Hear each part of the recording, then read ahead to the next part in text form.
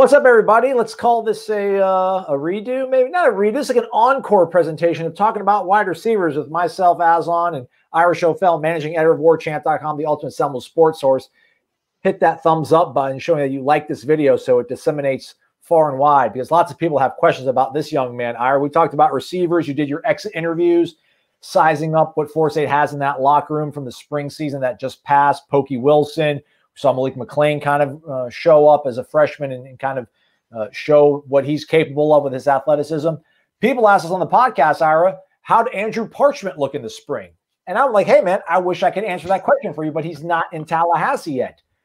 Where is Andrew Parchment? I feel like, do you know the answer to this one, Ira? I do. And if people go to warchant.com and read the story that we are posting today as well, they'll find out all they want to know. But yeah, he's been in South Florida. He after he announced he was going to transfer to Florida State, he is taking online classes at Kansas. He had to finish his degree.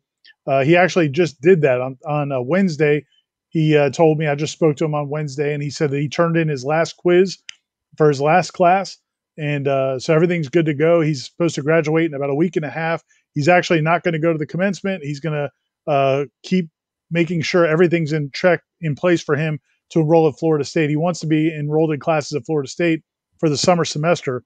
I think he'll be a little bit late. I think that starts sooner than he'll be able to, but I think they're going to get him in late, and hopefully he'll be enrolled by the middle of the semester. But yeah, he's been down in South Florida working out. He's actually working out at a performance center that a lot of Dalvin Cook and a lot of NFL guys train at. Tua, a bunch of those guys train at as well. So he's been just working on getting ready for the season, and he's a focused young man. I mean, it was fun talking to him. It was the first time I've spoken to him.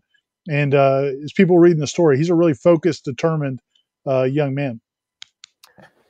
So with Parchment set to arrive here in the summer, that's obviously good news for Florida State fans who want some help on the offense. I mean, he's well traveled. I think he started up either in Norvell, Illinois, or maybe up in Michigan. Went to a JUCO. Now he's at Kansas. He's got Florida roots. I mean, some people might think, Kansas guy. I mean, was there any other real kind of competition or things he was weighing before he decided to join the climb with Mike Norvell in Florida State? Yeah, you're right, man. He was lightly recruited out of high school. He felt, so he's kind of got a chip on his shoulder going back to then. He was at Northern Illinois, and basically he just said he felt like is this going to be all I can do in college football? Am I going to be a MAC wide receiver? And he felt like he was capable of doing more than that.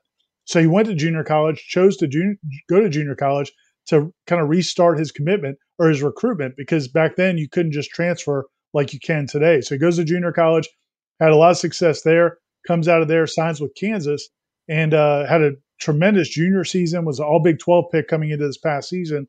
And as we know, all hell kind of broke loose at Kansas. They went 0-9. The new offensive coordinator, the new quarterback, their offense just imploded. Their whole team imploded. They went 0-9. And so his numbers really disintegrated. And so he really strongly considered going to the NFL, even though he had such a lackluster senior year. He was thinking, well, I've been so well traveled. I've been out of high school for this long. Maybe I need to go start my NFL career.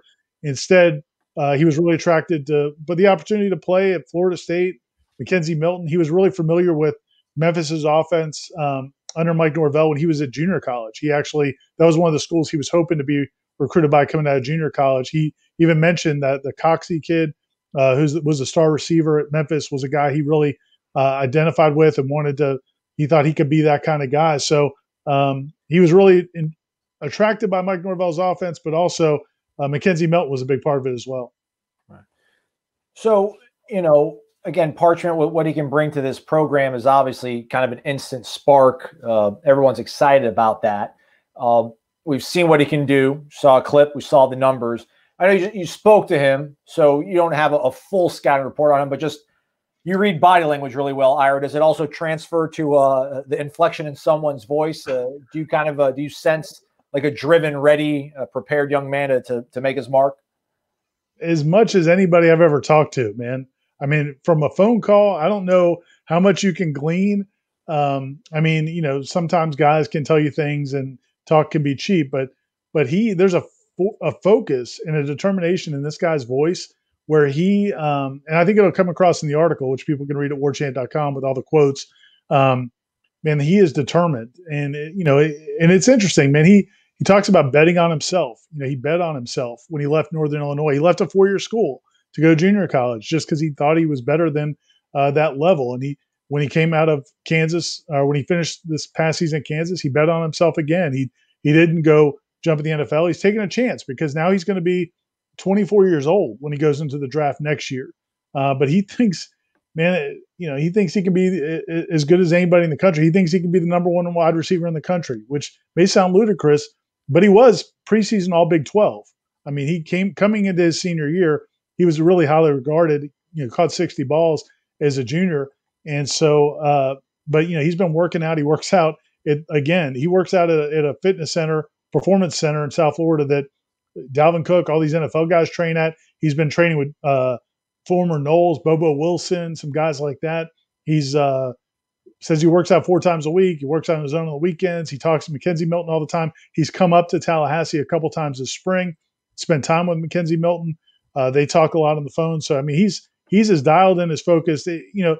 I guess the way to look at it is if you put yourself in his mindset, for him to come back for 1 more year of college after all he's been through, he feels like this is his chance at life. This is his shot to really cash in and help Florida State get to where Florida State wants to get to and really prove that he could be one of the best receivers in the country. So it's kind of cool, man. I really think when people read the story and read his quotes, he's a guy that I think people will really rally around. All right, check it out. That's an exclusive over at warchant.com. Use that promo code WARCHANT30 for 30 free days of access. Hit the thumbs up on the way out. Ira, thanks for the information, man. Well done on that. We'll talk soon, man. Thanks. Appreciate it.